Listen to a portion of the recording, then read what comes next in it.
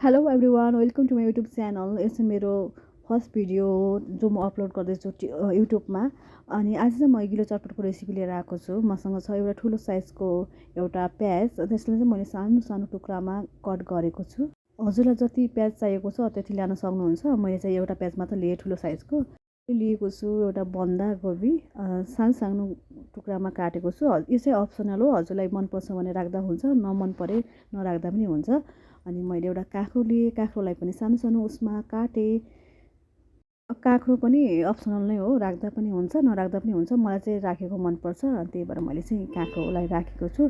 अनि एउटा चाहिँ मैले धेरै पिरो खाँदिनँ म, त्यही भएर एउटा चाहिँ हरियो खुर्सानी काटेँ। अनि मैले यसमा चाहिँ टमाटर नै राख्छु।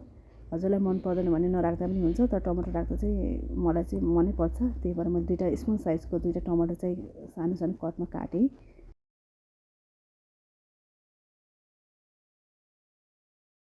अनि एउटा चाहिँ कागती लिएँ मैले। अनि धनियाँको पत्ता चाहिँ सानो सानोमा टुक्रामा काट गरेँ। मैले चाहिँ एउटा यो भाँडा लिएँ, त्यसमा चाहिँ मैले अघि नै चप गरेर राखेको प्याज, काँक्रा अनि बन्दाकोपी, अनि अघि नै चप गरेर राखेको टमाटर अनि खुर्सानी, अनि मसँग हरियो मटर थियो, थोरै मैले राखेँ। अनि थोरै बोइल गरेको आलु, अनि मैले त्यसमा चाहिँ वाइ क्विक्स राखेँ 3वटा जति। मान्छे हल्का 4-5जना नै थियो, त्यही भएर हल्का धेरै बनाएको मैले चाहिँ।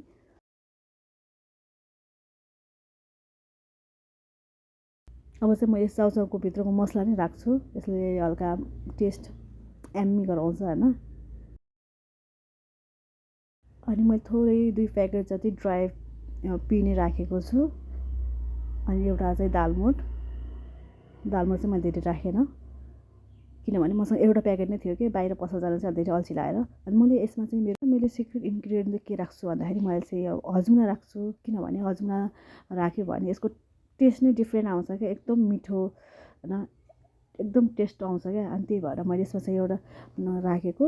अनि मैले यसमा नुन राखेँ 1 चम्चा जति, अनि 1 चम्चा जति रातो खुर्सानीको धुलो राखेँ, अनि अघि चप गरेर राखेको धनियाँ, अनि थोरै मैले भुजा राखेँ। अनि यो गिलो चटपट बनाउनको लागि चाहिँ मैले थोरै मैदा लिएर अनि तातो पानीमा मैदालाई मजाले पकाएको छु। यसको कलर हेर्नु न, एकदम दामी छ क्या, एकदम रेड, वाउ कस्तो दामी कलर देखिरहेको छ क्या। यसमा मैले थोरै चाट मसला मिसाइदिएँ। सँग चाहिँ चटपट मसला सकिरहेको थियो, अनि चाट मसला मात्र बाँकी रहेछ। अनि चाट मसला बनाउन टाइम लाग्छ नि त, अनि त्यही भएर मैले चटपट मसला चाहिँ राखेन। यसमा चाहिँ मैले अरू अरू मसलाहरू चाहिँ राखेँ, चटपट मसला चाहिँ राखेन। अब यसलाई मजाले मिक्स गर्ने होइन। अनि थोरै कागती मिलेको थिएन, थोरै कागती राखेँ मैले चाहिँ। हेर्नु न, देख्दा कस्तो एम्मी, कस्तो खाउँ खाउँ जस्तो देखिरहेछ कि। हजुरहरूले नि घरमा यसरी नै बनाएर खान सक्नुहुन्छ। हजुरलाई यो भिडियो मन परेको छ भने लाइक, सेयर एन्ड सब्सक्राइब गरिदिनुलाई मेरो यो युट्युब च्यानललाई। Thank you so much for watching.